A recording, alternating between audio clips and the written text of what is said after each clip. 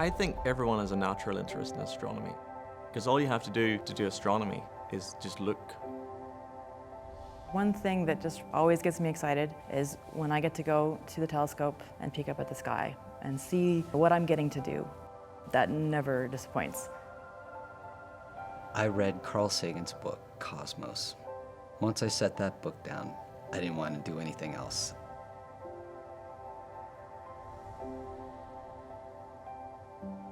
Back in the late 40s and early 50s, Clyde Tombaugh was working out at White Sands. In about 1965, Vice President O'Donnell approached him with the idea that maybe we should start a graduate program in astronomy. By 1969, we were established as the Department of Astronomy. My husband came at that point in time as an assistant professor, and we did our first serious recruiting of graduate students that year. And it was obviously smaller then than it was now. It's kind of been a period of gradual growth over the last 50 years or so. A lot of the work in the first few decades is related to the solar system. For the past 20 years, I've been working on dealing with NASA's planetary atmospheres data. We archive it here at New Mexico State. I've always been attracted to planetary science because those are systems where we can actually send a probe or maybe even send a person. My research focuses on atmospheres of planets in our solar system, and most of my work has involved the atmospheres of the giant planets, the gas giants, so Jupiter, Saturn, Uranus, Neptune. You know, if you were to go to Mars, I mean, a lot of things would seem different, but it really is a lot like Earth. My research is focused on the weather and climate of Mars. It has similar weather phenomena to Earth. I mean, there are dust devils on Mars. We have dust devils here in southern New Mexico. As technology has evolved, we've become involved in a much larger ground-based telescope project here. And our research areas have broadened beyond the solar system into physics of galaxies and, in fact, the structure of the universe as a whole, cosmology. Recently, we've expanded into solar physics as well. In our group, we want to know why the sun works the way it does, how it works the way it does. We use the sun as a model to then understand other stars. My particular field is studying their interiors, what happens on the inside of them, the stuff that we can't actually observe directly. So me and Jason work pretty well together. He does the inside of the sun, I do the outside of the sun. We interface at the surface. So one of the biggest resources that I have access to for my research is Apache Point Observatory, and specifically the 3.5 meter telescope. Not all astronomy departments have access to a sort of 3 meter class telescope. We're allowed to get a lot of time on it, and we can actually push our projects forward more rapidly. I was postdocing in California and then applying for faculty jobs, and one of the attractions was that Apache Point was just starting up, so that was the decisive factor in the end to come here.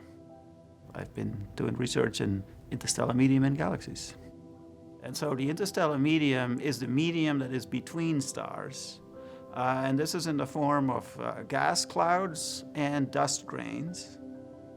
Apache Point Observatory is home to several telescopes, not just the 3.5 meter telescope. The second largest telescope at Apache Point is a 2.5 meter diameter telescope, and that's the telescope that's been used for the Sloan Digital Sky Survey. The Sloan Digital Sky Survey started as a large imaging survey of the northern sky in 5 different colors.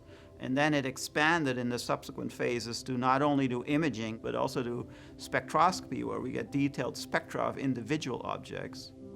We actually study how galaxies form by looking at the invisible gas which flows into them and flows out of them.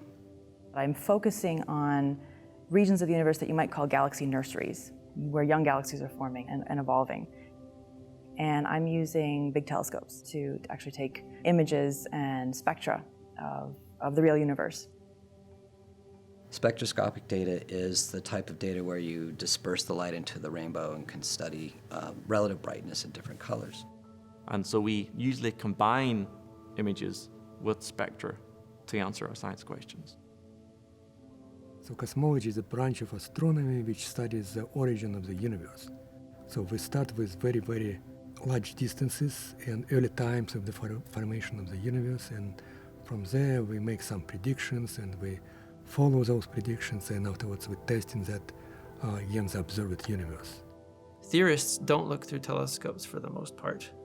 We try and use what we understand about physics and what we understand about mathematics to understand in as simple a way as possible what we learned from the observations that the observers make, which are very difficult to make. In the astronomy department, we have an interesting mix. The astronomy department does not have an undergraduate major, but we do have a graduate program. So the mix of classes we teach includes some graduate level classes, but at the undergraduate level, we're a big provider of general education courses. I teach undergraduate introductory astronomy, which I love teaching because you get all types of students with all different backgrounds who are in that class for all different reasons. In graduate school, teaching different techniques, different methods, different, again, ways of looking at the universe. Is I want the students to develop the ability to create an opinion and then find ways to support it. I think the main thing for me that I'd like to bring to the classroom is the idea that we're always growing, we're always learning, and there's never a better time to learn something than right now. The Voyager mission was fantastic because, to be corny, we went where no man has ever gone before, and now we've got another one. Before New Horizons flew, we knew very little about Pluto. And now that we have sent a probe out there, this place, which was just a dot, is now a world. And we can look at it and we can see maps that have incredible resolution. We can see that Pluto is actually very much alive. Clyde would be delighted with it. As a matter of fact, he would probably be just bubbling over the whole thing. He was proud of his discovery, but he was also really intrigued with discovery. My favorite thing about doing astronomical research is piecing something together that's new, that will somehow trickle down and affect all of humanity and be part of that dialogue, that there's this amazing connection we have between our ability to observe and think about the universe. I think that's my favorite part of doing science.